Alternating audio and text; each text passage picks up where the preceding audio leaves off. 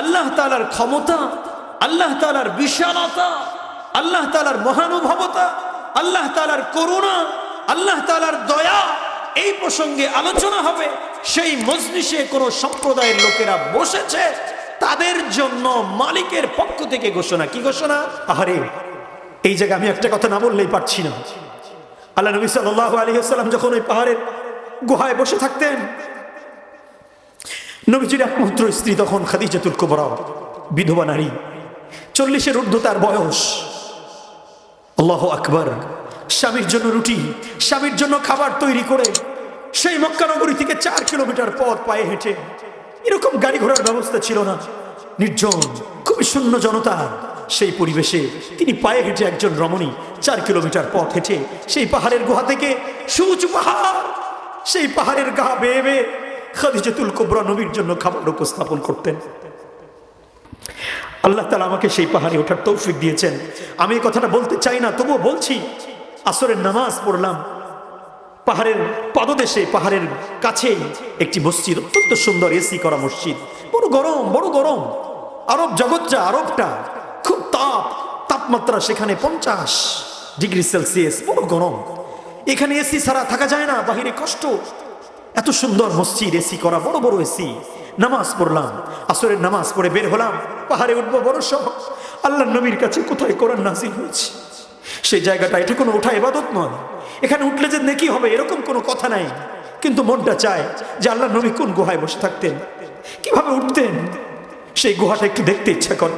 জীবনে তো কতই কাজ করেছি, কতই শ্রম দিয়েছি, অনর্থক কাজ করেছি, একটু এই কাজটা করি, একটু পাহাড়টায় উঠি। আসরে উঠতে শুরু করলাম, মাঝামাঝির কাছাকাছি গিয়ে মাগরিবের আজান পড়ে গেল। একটি জায়গা আছে পাহাড়ের মধ্যেই, ওটা কিন্তু পাহাড়ে, সেখানে মাগরিবের নামাজ জামাতের সাথে আদায় করলাম। আরো উঠতে থাকলাম, এক জায়গায় গিয়ে একদম খাড়া জায়গা, সেখানে রেলিং ধরে ধরে উঠতে হয়, রেলিং ধরে সেখানে উঠলাম। এশার নামাজ পাহাড়ের চূড়ায় গিয়ে পড়লাম। যেই গুহায় বসে থাকতেন সেই গুহার দিকে একটা চিপা গলির ভিতর দিয়ে ঢুকতে হয়। সেখানে গিয়ে সেই গলির ভিতর দিয়ে গিয়ে দেখি সেখানে অনেক মানুষের ভিড়। খুব সিরিয়াল করে আস্তে করে সেই গুহার ভিতরে ঢুকলাম। মনটা দুরু দুরু করে কেঁপে উঠলো যে আল্লাহ, আপনার সেই মহান নবী, আপনার সেই সম্মানিত সম্ভ্রান্ত নবী এই জায়গায় বসেছিলেন, এতে কোনো সন্দেহ নেই। আমাকে তুমি সেই জায়গায় আসার তৌফিক দিয়েছো। আমি সেখানে 2 রাকাত সালাত কষ্ট করে আদায় করে মালিকের কাছে চোখের পানি দিয়ে ঝরে কান্না করলাম। সেই গুহা, আম্মাজান খাদিজাতুল কুবরা একজন রমণী হয়ে, একজন নারী হয়ে নবীর জন্য খাবার প্রস্তুত করে, বাটিতে করে খাবার পানি নিয়ে এই পাহাড় বেয়ে বেয়ে তিনি উঠতেন, আল্লাহ নবীর কাছে খাবার পেশ করতেন। ভাইও, এই জায়গায় একটা কথা না বললেই না। জিবরিল আলাইহিস সালাম আল্লাহর নবীকে বলতেছেন, ও মুহাম্মদুর রাসূলুল্লাহ, তাকায় দেখো, হাদি খাদিজা قد أتتك بإناء فيه طعام وإدام। তাকায় দেখো, পাহাড়ের গা বেয়ে খাদিজা আসতেছে। আল্লাহর নবী যখন ওই হেরা পর্বতের গুহার মধ্যে বসে আছেন, খাদিজাতুল কুবরা নবীর জন্য কষ্ট করে খাবার প্রস্তুত করে সেই খাবার নিয়ে পাহাড়ের গা বেয়ে বেয়ে উঠতেছেন। আমরা পুরুষ মানুষ হাঁপিয়ে যাই, বারবার বিশ্রামের প্রয়োজন হয়, মাঝে মাঝে পানি খেতে হয়। পাহাড়ে উঠবার আগে বলা হয়েছে হার্ট চেক করে উঠাতে হয়, কেননা হার্ট দুর্বলওয়ালা মানুষগুলো এই পাহাড় ভেদ করে ওঠা তাদের জন্য ঝুঁকিপূর্ণ, তাদের জীবনের জন্য সংখ্যা রয়ে যায়। এরকম দুর্গম কঠিন পাহাড় বেয়ে বেয়ে দেখো না খাদিজাতুল কুবরা তোমার জন্য খাবার নিয়ে আসে, তোমার জন্য পানীয় খাবার নিয়ে আসতেছে। আমি জিবরিল তোমাকে বলে, মুহাম্মদুর রাসূলুল্লাহ, ইদা আতাতকা, যখন তোমার কাছে খাদিজাতুল কুবরা এই গুহায় এসে উপস্থিত হয়ে যাবে, তখন তুমি খাদিজাতুল কুবরাকে ফাকরা আলাইহিস সালাম মিন রাব্বিহা ওয়া মিন্নি, খাদিজাতুল কুবরাকে সমগ্র জগতের মালিক আল্লাহর পক্ষ থেকে তুমি তাকে সালাম জানায়া দিও। আর যেই খাদিজাতুল কুবরাকে আল্লাহ সালাম দিয়েছে, সেই খাদিজাতুল কুবরাকে আমি জিবরিলের পক্ষ থেকে সালাম জানায়া দিও। কে সালাম দিলেন খাদিজাতুল কুবরাকে? বলেন বলেন, আল্লাহ। খাদিজাতুল কুবরাকে আল্লাহ সালাম দিলেন। জিবরাইল আলাইহিস সালাম নিজেও খাদিজাতুল কুবরাকে সালাম দিলেন।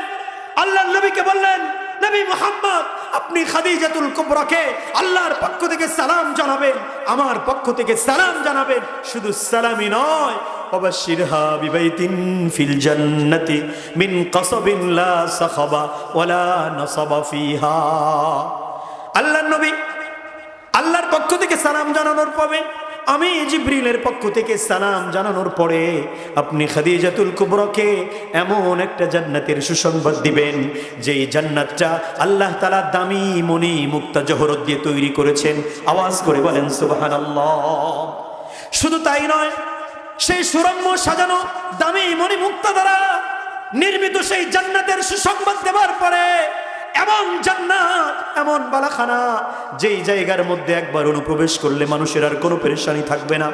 যেই গৃহের মধ্যে, যেই বালাখানার মধ্যে কোনো হইচই, কোনো কষ্টদায়ক কোনো শব্দ থাকবে না। এরকম শান্তিময়, এরকম সমৃদ্ধিময়, এরকম বিলাসী একটি সুরম্য বালাখানার সুসংবাদ আপনি খাদিজাতুল কুবরাকে জানায়া দেন। আমি আপনাদের কাছে প্রশ্ন করব, খুব ভালো করে বুঝবেন বাবাজি, খারাপ লাগতেছে? আহা,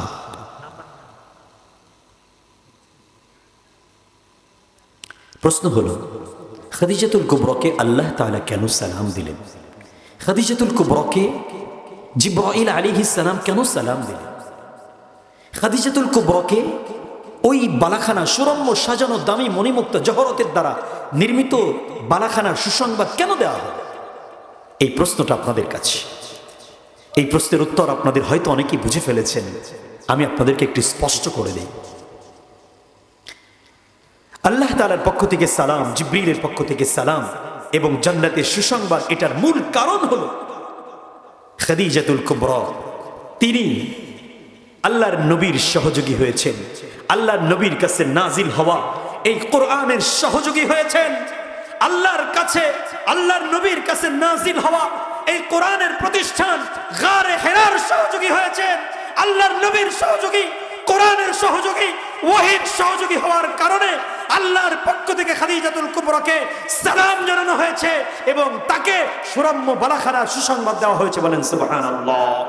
এই জন্য প্রশ্ন করব বাবাজিরা, সেই গারে হেরায় কোরআন নাজিল হয়েছে, এই কোরআনের সহযোগী হওয়ার কারণে, এই কোরআন নাজিল হওয়ার যেই নবীর উপরে অবতীর্ণ হয়েছে সেই নবীর সহযোগী হওয়ার কারণে আল্লাহ যদি খাদিজাতুল কুবরাকে সালাম পৌঁছায় দেন, জিবরিল যদি তাকে সালাম জানায় দেন, তাকে যদি জান্নাতের সুরম্য বালাখানার সুসংবাদ দেওয়া হয়, আমরা এই পরবর্তী যুগের মানুষেরা আমরাও যদি এই কোরআনের সহযোগী হয়ে যাই, আমরাও যদি এই কোরআনের গারে হেরা যেগুলো আছে, সারা পৃথিবীতে বহুত গারে হেরা রয়ে গেছে, যেমন আপনাদের এই জায়গায় খলিলউদ্দিন হাফিজিয়া কওমি মাদ্রাসা, এটাও কিন্তু ওই গারে হেরারই একটি শাখা।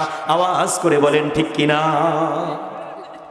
কারণ গারে হেরায় কোরআন নাজিল হয়েছে, সেইখানেও কোরআনের চর্চা শুরু হয়ে গেছে। আবার ঠিক তেমনই ভাবে খলিলউদ্দিন হাফিজি মাদ্রাসার মধ্যে এই কোরআন শেখানো হয়। সুতরাং খাদিজাতুল কুবরা কোরআনের সহযোগী হওয়ার কারণে যদি আল্লাহ সালাম দেয়, জান্নাতের সুসংবাদ দেয়, তাহলে আমরাও যদি এই মাদ্রাসাগুলোর সহযোগী হই, আমরাও যদি এই কোরআনের প্রতিষ্ঠানের সহযোগী হই, তো মালিকের পক্ষ থেকে আমাদেরকেও সালাম বলা হবে, আমাদেরকেও সেই সুরম্য সাজানো, সেই শান্তিময় বালাখানার সুসংবাদ আমাদেরকে দেওয়া হবে। বলেন সুবহানাল্লাহ। আজকে আমাদের সমাজে অনেকে আছে যারা মাদ্রাসা দেখতে পারে না। আছে না নাই বাবাজিরা? বলেন আছে না নাই?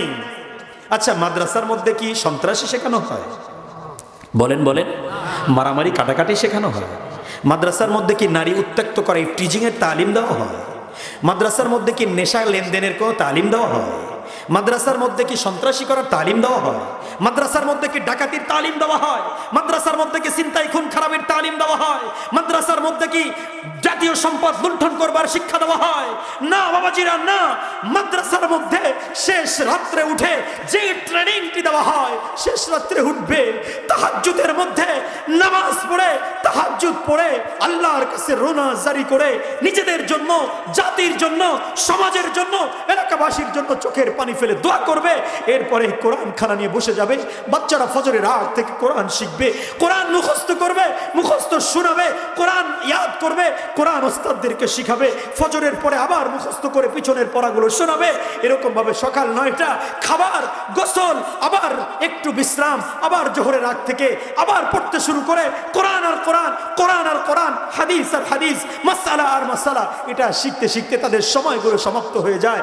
যেই জায়গার মধ্যে মানুষকে সভ্যতার শিক্ষা দেওয়া হয়, যেই জায়গার মধ্যে বলা হয় এই ছাত্ররা তোমরা এলাকার মানুষদেরকে দেখলে শ্রদ্ধা ভরে তাদেরকে সালাম দিও, এলাকার মানুষকে দেখলে তোমরা তাদেরকে তাজিম করো, তোমরা তাদেরকে সম্মান করো, তোমরা তাদেরকে ইজ্জত করবা, এলাকার মানুষকে দেখলে তোমরা তাদেরকে কদর করবা, তোমরা সালাম বলবা, তাদের সাথে তোমরা কুশল বিনিময় করবা, আদব আখলাকের শিক্ষা দেওয়া হয়। বাবা মার মর্যাদা দিবা, বাবা মার ইজ্জত করবা, বাবা মার খেদমত করবা, এই শিক্ষাগুলো দেওয়া হয়। নবীর আদর্শের কথা বলা হয়, সমাজ সেবার কথা বলা হয়, বাবা মার খেদমতের কথা বলা হয়। এই শিক্ষাগুলোই আমাদের মাদ্রাসায় দেওয়া হয়, যেটা কোরআনী শিক্ষা, যেটা দ্বীনি শিক্ষা, যেটা মাদ্রাসার শিক্ষা, যেটা আল্লাহর নবী সাহাবীদেরকে শিখিয়েছেন, সেই শিক্ষাগুলোই দেওয়া হয়। বাবাজিরা খুব ভালো করে মনে রাখবেন, ওই গারে হেরার শত্রুতা যারা করেছিল, ওই গারে হেরার দ্রোহিতা যারা করেছিল, তারা কিন্তু সবাই ধ্বংস হয়ে গেছে।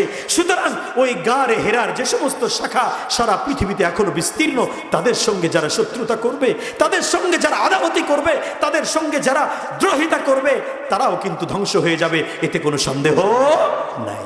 এটা কিন্তু গারে হেরার একটি অংশ।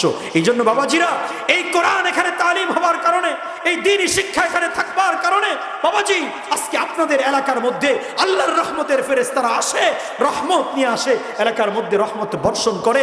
এখানে তেলাওয়াত হওয়ার কারণে পৃথিবীর বিভিন্ন জায়গায় জায়গায় এই কোরআনের আওয়াজ থাকবার কারণে আল্লাহ তো সেই এলাকার মানুষের ক্ষেত খামারে ফুল ও ফসলে আল্লাহ তাআলা বরকত দান করেন। আওয়াজ করে বলেন সুবহানাল্লাহ। মুআজ্জাজ মুহতারাম।